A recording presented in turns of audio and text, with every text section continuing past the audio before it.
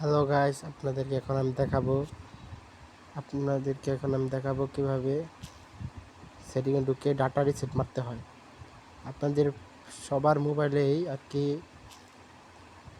এই ডাটা সমস্যাটা হয়। যখন ডাটা সমস্যা হবে তাহলে আপনারা তখন কি করবেন? এই ডাটা রিসেটটি মারবেন। চলেন আপনাকে দেখাই কিভাবে ডাটা রিসেটটি মারবেন। প্রথমেই চলে যেতে হবে সেটিংয়ে। এই যে সেটিং নামক অপশানে চলে যেতে হবে আপনাদের। দেখাচ্ছি আমি। এই যে সেটিং নামক অপশানে চলে যেতে হবে। এই সেটিং নামক নিচে এই সেটিং নামক অপশানে চলে যেতে হবে আপনাদের। দেখছেন সবাই? চলেন ঢুকি। ঢোকার পর এরকম একটা ইন্টারফেস আসবে আপনার সামনে। সার্চ বাটনে ক্লিক করবেন। এখানে লিখবেন রিসেট।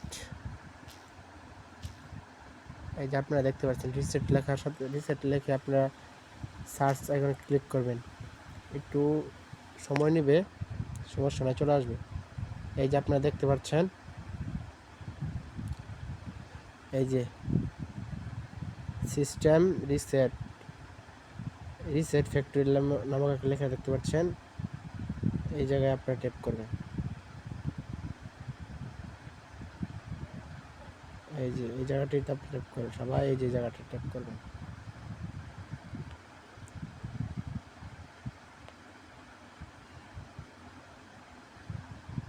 ট্যাপ করার সাথে সাথে এরকম একটা ইন্টারফেস চলে আসবে। যেহেতু আপনারা এখানে ডাটা রিসেট করবেন, তাহলে আপনারা প্রথমে এই জায়গাটা চাপ দিবেন, রিসেট মোবাইল নেটওয়ার্ক সেটিং। চাপ দিলাম। আপনারা কোন সিমে করতে চান, যে সিমে আপনাদের ডাটা এমবি ভরা আছে আপনারা ওই সিমে করবেন। যেহেতু আপনাদের ওই সিমে নেটওয়ার্কটি আসছে না, আমি রবিতে করতেছি। এখন আপনাদের মাঝে লক, একটা স্ক্রিনের যে লকটা আছে আপনারা সেই লকটা দিয়ে দিবেন।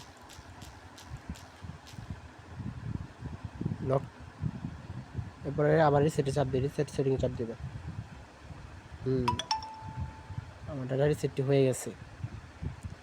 এভাবে করলেই আপনারা খুব সহজে ডাটা রিসেট করতে পারবেন। এই যে আমার ডাটা রিসেট হয়ে গেছে। ওকে গাইস, আমার অলরেডি ডাটা রিসেট হয়ে গেছে। এভাবেই করলেই আপনারা ডাটা রিসেট করতে পারবেন। সবাইকে ধন্যবাদ। সবাই সাবস্ক্রাইব, লাইক, কমেন্ট করে যাবেন।